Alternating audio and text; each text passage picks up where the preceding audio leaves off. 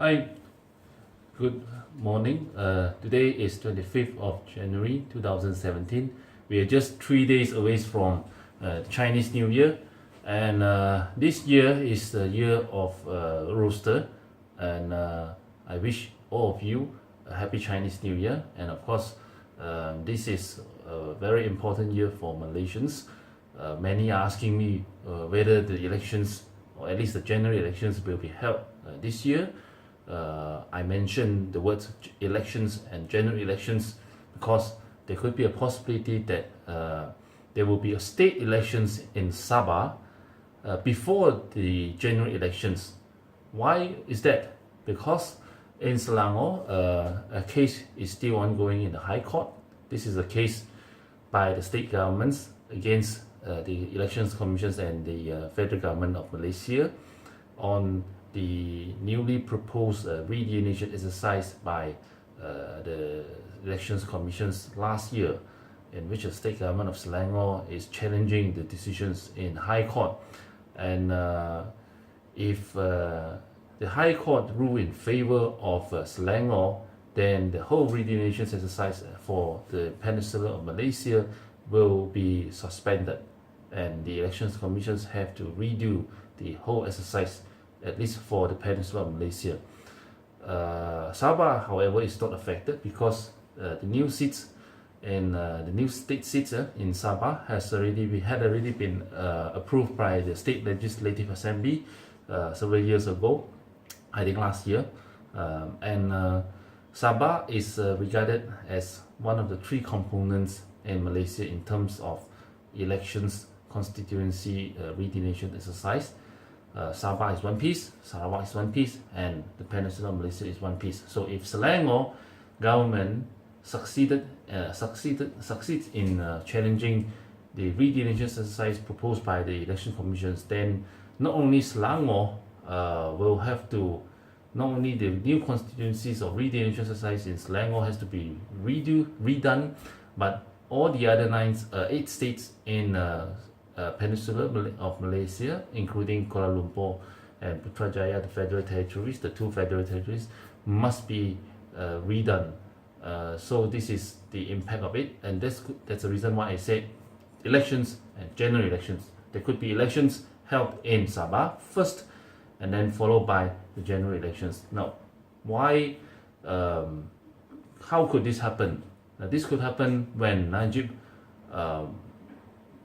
doesn't want the general elections to be called together with the Sabah state elections, because he wants the general election. Originally, his own plan is to have the general elections and the state election of Sabah held together, because he wants the general elections, he wants to use the newly redrawn boundaries to increase his chances of winning the general elections. So if the proposal is held or stuck by the decisions of the High Court due to the challenges made by the Selangor state government, then it is highly impossible for him to call the general elections. But it could be possible that he needs to boost his morale, and one of the best things that he can do is to dissolve the State Legislative Assembly of Sabah, which is actually a state that he considered as a fixed deposit for Barisan Nasional. So if he can win the state elections in Sabah with flying colors, this could be used as a booster for the morale of Barisan Nasional at the federal level, and and by then the newly redrawn boundaries for all the state seats and the parliament seats in the peninsula could have been finalized already. I do not have high hopes that we can win in the High Court, and even if we can win in the High Court, the Attorney General or the elections commissions can always challenge the decisions of the High Court at the Court of Appeal and also at the Federal Court. This is something that is possible, but of course it will take some time for it to happen. And if they really want to rush it, it is really of no difficulty for them to do that. So I believe eventually this court case in High Court, we may lose it, and even if we could have won it, we will be facing the same battle again in the Court of Appeal and also the Federal Court. So if we are really lucky, then the Federal Court will rule in favor of us, and there gone the dream of Najib to win the general elections with better results compared to 2013. But nevertheless, we are talking about Hadi Awang nowadays. Kit Siang has actually said in a statement that he does not rule out the possibilities of working together with anybody in order to save Malaysia, to save the country from kleptocracy. He is also not ruling even the possibility of working together with Barisan Nasional to achieve the target, that is to save Malaysia from becoming a country run by kleptocrat. Now, I think this is actually an open statement, whereby I do not expect people like Hadi Awang or anybody from Barisan Nasional will welcome Kit Siang's statement, an idea to save the country. Basically, the statement to tell the people that in order to save this country, one has to put aside all the personal belief and political ideology to ensure that the sincere motive or objective to save the country can be unified and solidified. So if this can be done, of course it is good news for Malaysia and fellow Malaysians, but I do not think this is possible.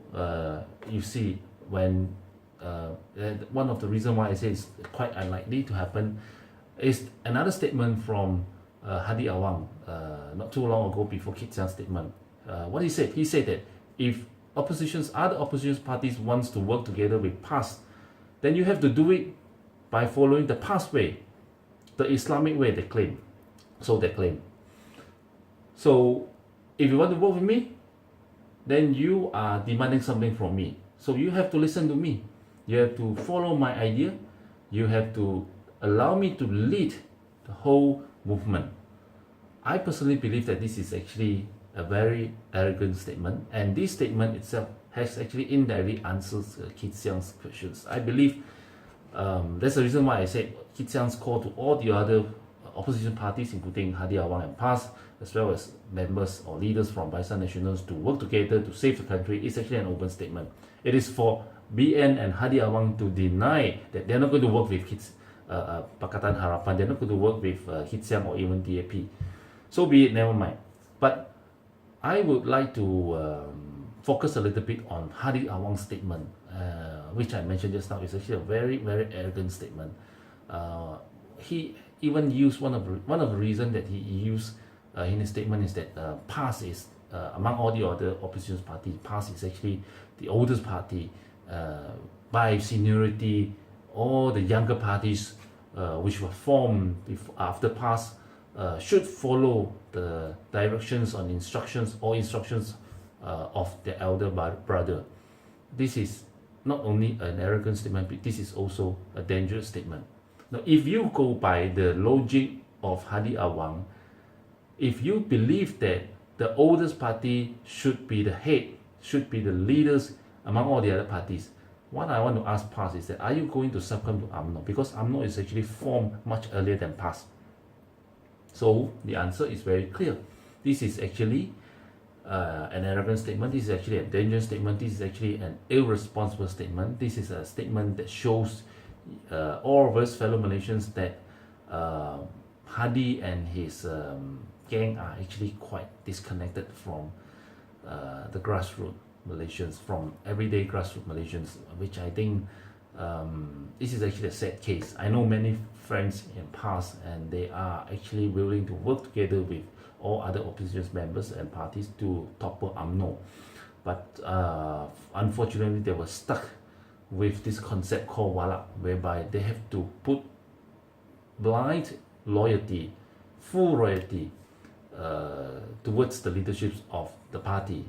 And when the leaders of the party make mistake in their statement, make mistake in their directions, make mistake in the administrations of their party, then they're gone. So this is indeed a very sad situations for some of my friends in past who are willing to work together with all the other opposition members to fight and topple UMNO and Barisan Nasional. But nevertheless, I think we have to work hard. We cannot, give up so easily. We must always remember that we are the majority and they are the minority. And if we are the majority and they are the minority, then there's no reason for any one of us to give up or surrender. There is no reason for us to migrate to other country when we are confident that we can win this battle. Why I am saying that? I said it just now. We are the majority and they are the minority. By hook or by crook, the majority will win, the minority will lose.